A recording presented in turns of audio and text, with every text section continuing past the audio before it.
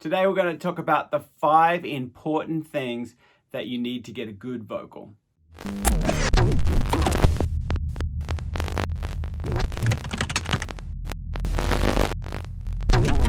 Hi, my name is Steve Collins for the Secrets to MusicSuccess.com, and today we're going to talk about the 5 most important things that you can do or prepare yourself before you go to do a vocal take.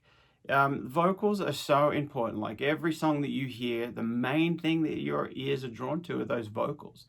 It's so important to have such a good vocal. And even more than that, sometimes you'll find that if your vocal is not good, but you've got a phenomenal song and great production, sometimes it can distract the listener, and they're listening to the vocal, and it's like maybe the performance or maybe the tuning, something's kind of out, and it's like, and they're kind of like they're distracted by the whole wonderful, they're distracted by maybe a couple of those little things in the lead vocal, and they miss the beauty of the rest of the song just because of the distraction. It's kind of like someone waving over here while all the good stuff is here, but they're missing it. And so it's very, very, very important to make sure that vocal is really, really, really good.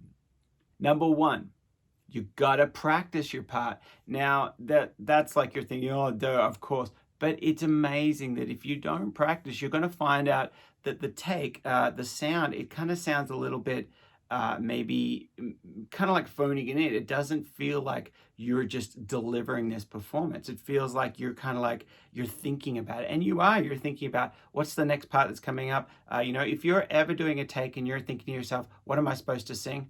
Guess what? You're in your head. You're not in that moment. It's not going to deliver. And if you ever think, is there a bridge after this? Or if you're thinking to yourself, I don't know if I should sing this line here, or should I change this line?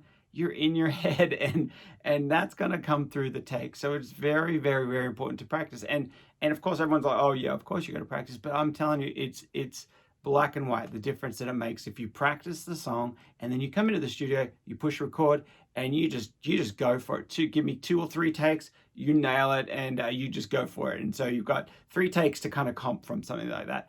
And that's a free thing that doesn't cost you anything. It just takes a little bit of extra time to go and practice your parts, practice those little runs, practice those little nuances, just those little things that just add that special magic to it. So number 1, you got to practice.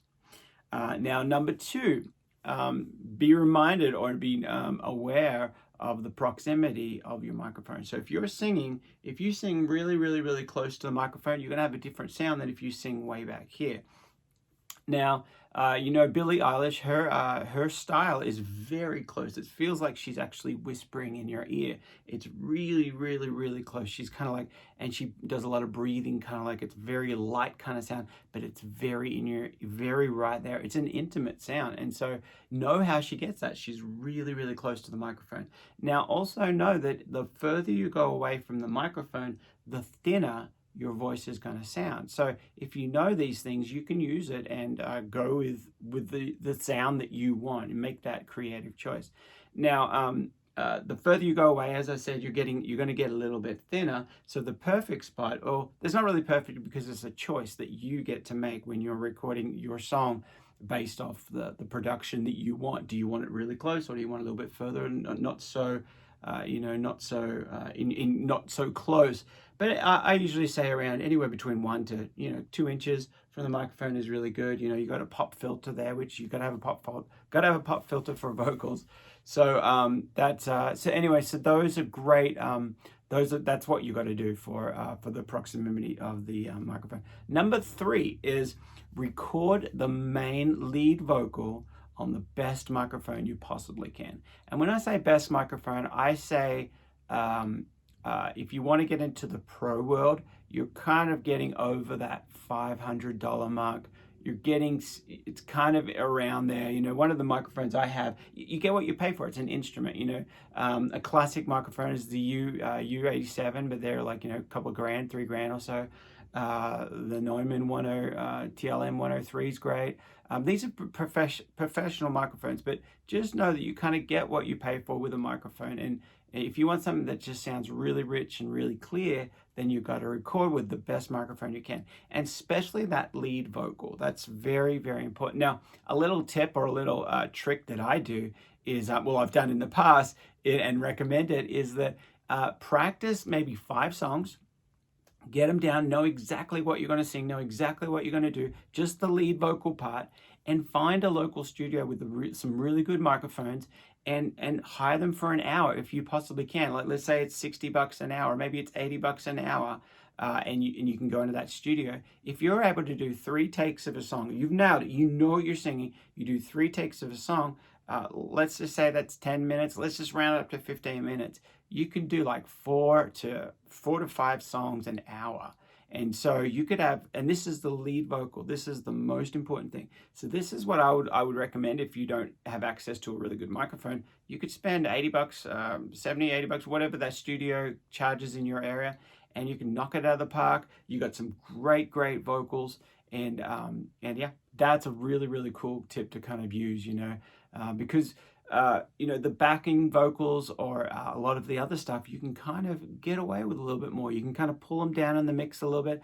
And I actually have a really cool story. I just finished doing a great song with some friends of mine, and we did a collaboration, and it was really cool. She actually sent me, she's in Australia, and she sent me some backup tracks, like just a oh. She sent me like a real kind of cool, and I could hear the dog barking in the back. I could hear noise. I think I could hear some cars, and but it just sounded so good, and it was pulled down pretty far in the mix, but it added so much to the mix, and I'm so glad that she did that little line. It just sounded so good, but there was noise there. That as a lead vocal for the main lead, I wouldn't have cut it, but for the backing vocals, it was perfect. It was fine. It actually created a little bit of atmosphere. I liked it. So just remember that when you're recording your lead vocals, just so important, but you can get away with so much with that backing vocal. All right, number 4. So be aware of the room that you're in. Now remember that if you sing a kind of a quiet song, then one thing, you don't have to worry about the reflections as much in the walls, or you don't have to worry about any reflections in the room, because it's a really soft, quiet part. But you really have to watch out for any fan noises or any noises, sirens or birds, neighbors, whatever it is, lawnmowers, whatever. You do have to watch out for that. And so one of the things I recommend, if you've got a really quiet, soft part, and maybe you live on a busy street or a busy area where it's like nearly impossible to get it quiet, then you can record those parts in the middle of the night or early in the morning before traffic, before whatever, anybody's up, because it's nice and quiet. So those are ones that are easy to do. Watch out for the fan noises on your computer or the AC or any fridges you might have in your studio or anything like that. They all have noises, so just, get really quiet and just listen. What noises am I hearing? Sometimes my speakers have a little bit of a noise. It's probably the noisiest thing that I have. It's like the tiniest. It's not a hiss, but it's the power in the back of it. You can actually hear it, but it's not enough to worry about. But now on the other side, if you're doing a loud vocal, if you're doing something that's really more dynamic, then the room does come in effect. Now the little noises that you hear are not going to matter as much, but the room comes into effect. So if you're saying something really loud, you're almost shouting, but you're belting out, or whatever you would want to call it, you're singing these really loud parts, loud in decibels, it's going to hit the walls and it's going to bounce back. So if you've got extra frequencies in the room, and especially the reverb is just going to fill right into your microphone, and it's going to be capturing all the reverb, and that's going to be very hard to tune up or use. And so be very mindful of the room. And now here are a couple of points. Don't record in the corners of the rooms. Try and keep away from the walls. Now ideally, if you really want to do this and you want to start your journey to be professional, start looking at sound treatment. Start looking at rock wool, mineral fiber. Find a way to kind of, you can see mine in the back here. Find a way to build a frame or put them up on the wall, or start looking into that.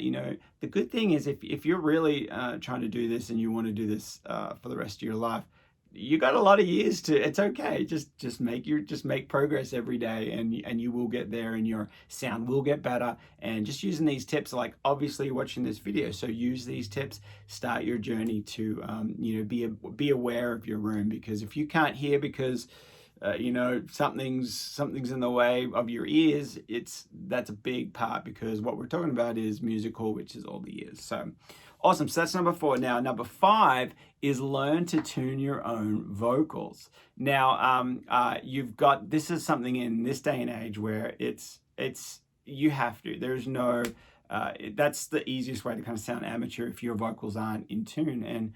And who is better going to know your vocals than you, the singer? So I highly encourage you, if you're recording vocals yourself, or even if you're recording someone else's vocals, whatever, if it's your song or you're putting out this song, you've got to learn to tune those vocals. You've got to learn to do that. Now, for me personally, I was like, I've got to learn to tune my vocals because I know how many mistakes I make, and I'm like, I've got to get my vocals out there as best as I possibly can. I want to use every tool I possibly can to get the best vocals I can.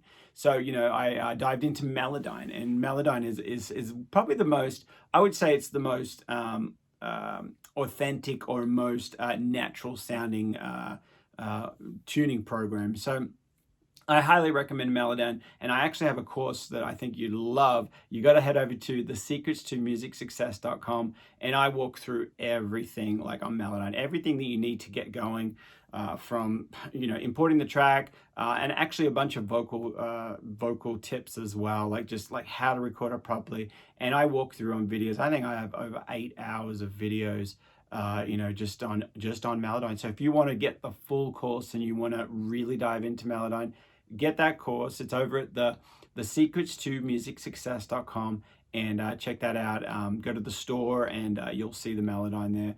And it's just so amazing, and it's so important to get your vocals tuned. You know, it's gone are the days where you can just send a demo and somebody can get it. You know, it's like, yeah, let's record that song. You got to send them the best thing you possibly can. There's no reason why you wouldn't do that. And so technology is right there. Anybody can do it with a laptop. Anybody can do it with any computer these days. So Melodyne, it's not a heavy resource. Like, it doesn't take up heaps of CPU. It's just, you got to learn to do it. So those are 5 tips that will kind of help you, you know, take your vocals to the next level. So just in recapping again, you got 1, practice the part. Yep. Number 2, the proximity to the microphone. Just know what you're trying to accomplish. Number 3 is record the main lead vocal on the best microphone you possibly can, which might mean going to a studio, or, you know, if you borrow your friends, or you know, just go to the studio, spend 60, 80 bucks, 100 bucks, whatever your local studio charges. It might even be less than that. And be prepared and go through, bring in your MP3s, and just be like, great, I'm going to do 3 takes on each one. Let's go. And then be aware of the room. Number 4, be aware of the room. And number 5 is learn to tune up your vocals yourself. Learn to tune up the melody. So awesome. So I know that you guys have got so much out of this. So again, if you haven't subscribed to my channel, please go ahead and subscribe. But even more, give me the thumbs up, because it bumps the videos higher on the search engine. So if this has been really helpful to you, go over to my website at thesecrets2musicsuccess.com and download my free PDF on pop songwriting tips, mixing tips. There's a bunch of info there. And so head over there and check that out, and have fun. Have fun with using some of these tips in your next vocal song. So awesome. See ya.